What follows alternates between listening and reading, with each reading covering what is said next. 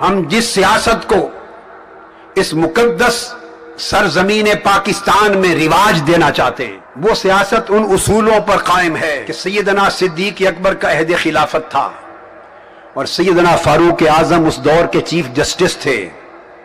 ایک صحابی کو ایک غیر آباد زمین کا قطع الاٹ کیا گیا اور آقا علیہ السلام کا فرمان تھا وہ مقررہ وقت میں زمین کو آباد نہ کر سکے. درخواست دائر کی گئی سیدنا فاروق اعظم چیف جسٹس کی کورٹ میں. تو سیدنا فاروق اعظم جو chief justice of the state تھے انہوں نے اس الاٹمنٹ کو منسوخ کر دیا. مقررہ ٹائم فریم میں آبادی نہیں ہو سکی، منسوخ کر دیا.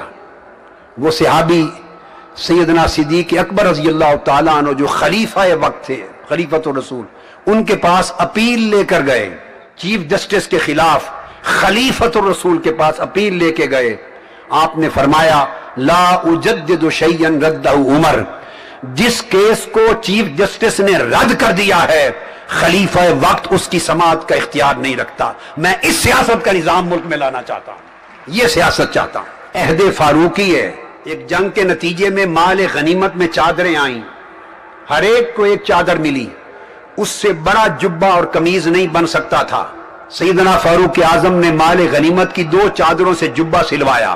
اجتماع میں آئے جیسے پارلیمنٹ کا اجتماع صحابہ کا، عام صحابی کھڑا ہو گیا.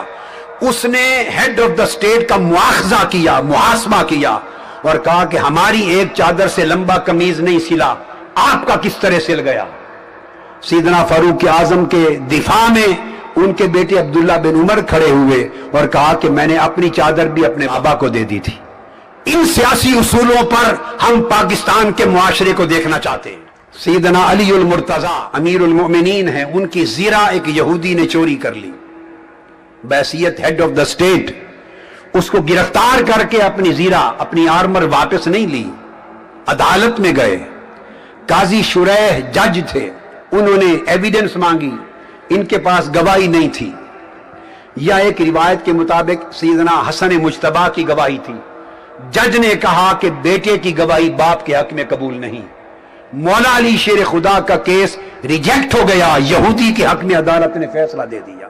جب یہودی باہر نکلا اس نے کلمہ پڑھ کے اسلام قبول کیا اور کہا کہ میں اسلام کا نظام عدل دیکھنا چاہتا تھا، زیرہ مولا علی آپ ہی کی ہے، لے لیں. فرمایا نہیں، جو عدالت نے فیصلہ کر دیا پلٹ کے واپس نہیں لوں گا. میں اس ملک میں ان اصولوں پر مبنی نظام سیاست و حکومت دیکھنا چاہتا ہوں کہ اگر ہمارا نظام سیاست اور نظام انتخاب ان اصولوں پر قائم ہو جائے تو یہ سیاست ریاست کو بچا سکتی ہے.